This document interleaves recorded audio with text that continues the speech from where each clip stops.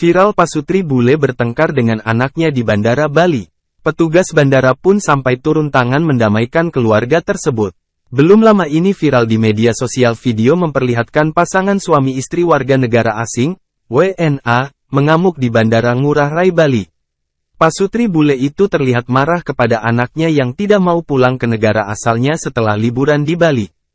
Video tersebut viral dibagikan oleh akun Instagram @sedangrame, Sabtu, tanggal 4 November tahun 2023. Dalam video tersebut tampak kedua orang tua bule hendak bersiap untuk menaiki pesawat.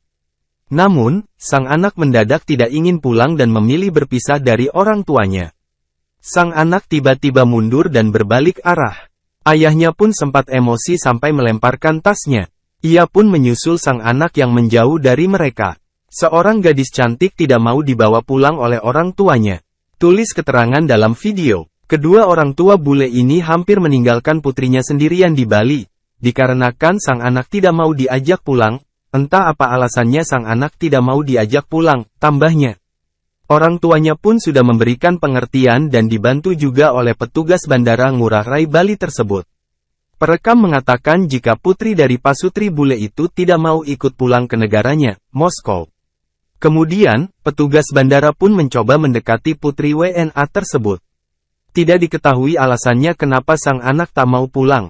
Namun sejumlah warganet ramai berspekulasi bahwa anak bule itu sudah betah di Indonesia.